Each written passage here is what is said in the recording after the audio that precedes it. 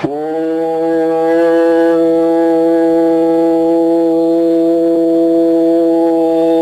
ஈஸ்வரா குருதேவா. இந்நேரர்களுக்கு சில வித்தியாசமாக இருக்கும்.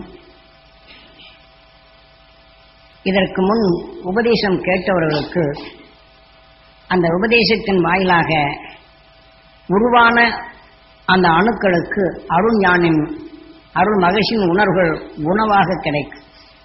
அந்த உணர்வின் தன்மையை பெறச் செய்வதற்கே தான் பல முறைகளில் பல கோணங்களில் இந்த உணர்வின் சத்து அந்த உடலிலே வளர்ந்த அணுக்களுக்கு ஆகாரமாக கொடுப்பதற்குத்தான் இந்த உபதேசத்தை கொடுத்து வந்தது. புதிதாக வந்தவர்களுக்கு அருள் ஞான வித்தாக உருவாக்கப்பட்டது. ஆனால் அதனுடைய வித்தாக ஊன்றிய பின் இதை நீங்கள் மீண்டும் தொடர்ந்து எண்ணத்தில் கொண்டு வந்தால் அது கருவாகி உருவாகி அந்த அருள் ஞானத்தை பெறும் தகுதி பெறுகின்றது. சிலர் எண்ணலாம் இன்னும் அர்த்தம் ஆகவில்லை என்று. உங்களுக்கு அர்த்தம் ஆகாது. ஆனால் பேசிய உணர்வுகள் கருவாகும், பின் அது உருவாகும். ஆனால் பின் அதன் உணர்வுகள் தெளிவாகும். தான் கருவாய் உருவாய் வருவாய் முருகா குருவாய் என்று நாம் எதனை எண்ணுகின்றோமோ அது உணர்வின் தன்மை கருவாகி உருவாகி குருவாக வரும்.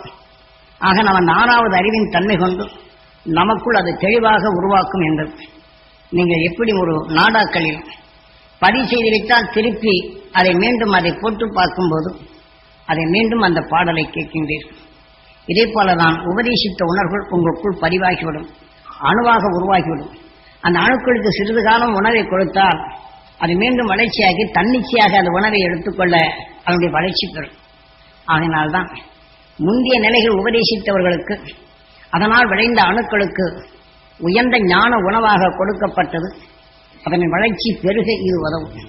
அதே சமயத்தில் இன்று புதிதாக வந்தவருடைய உணர்வுகளில் அந்த ஊழ் வினையாக வித்தாக ஊன்றப்பட்டு அந்த ஊன்றிய வித்தினை அது உருவாகி கருவாக வேண்டும் என்றால் உங்கள் நினைவினை கூற்றினால் அது உருவாகி அதன் உணர்வின் தன்மை அது வளவாகின்றது. குருவாக அது வந்து உங்களுக்கு நல்வழியும் காட்டும். ஆக அதே உணர்வுகள் உணவாக அதை ஏற்றுக்கொள்ளும் பக்குவமும் வரும். அதன் உணவாக ஏற்றுக்கொள்ளும் உணர்வும் போது அந்த அருள் ஞானம் உங்களுக்குள் தன்னிச்சையாக வரும். ஆகவே இன்னமும் சாமி சொன்னது எனக்கு புரியலே நீங்க வேண்டாம். எனது குருநாதர் எவ்வாறு எனக்குள் ஆழ பதிவு செய்து அந்த உணர்வின் அணுக்களை பெருக்கச் செய்து இந்த காற்று மண்டலத்தில் உள்ள அருள் மகிழ்ச்சி உணர்வை நுகரச் செய்தாரோ அதை உங்களுக்குள் அதை பெறச் செய்து உங்கள் அறியாத வந்த தீமைகள் இருந்து நீங்கள் விடுபடும் நிலைக்கே இது உருவாக்கப்பட்டது. இப்போது நாம் தியானத்துக்கு செல்வோம். ஏனென்றால் அந்த உணர்வின் ஆற்றலை நீங்கள் வலுப்பெற்று அதை உணவாக கிடைக்கச் செய்வதற்கு இப்ப நாம் தியானிக்கப் போகின்றோம்.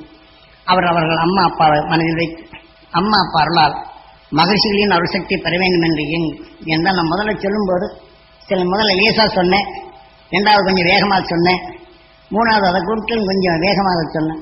காரணம் இந்த உணர்வின் ஈர்ப்புகள் உங்களுக்குள் பதிய வேண்டும். அந்த உணர்வின் ஆற்றல் உங்களுக்குள் அருஞான ஆழமாக பதிகின்ற அப்பதான் நீங்க ஏங்கி என்ன சொல்றாருன்னு ஏக்கமாக இருப்பீர்கள். அப்ப பதிந்து விடுகின்றது. பின் அதனுடைய நிலைகள் உருவாக இது உதாரணம். அந்த உணர்வின் சக்தி உங்களுக்குள் விளைய இது உதவும் புதிதாக வந்தவர்கள். ஆனா முதல்ல இதை கேட்டு வந்தவருக்கு இந்த உணவின் சக்தி அது உணவு கிடைத்துக் கொண்டே இருக்கும். அந்த அருஞானம் பெருகிக் கொண்டே இருக்கும். அந்த ஆற்றல் பெருகும் வலிமையும் பெருகொண்டே இருக்கும்.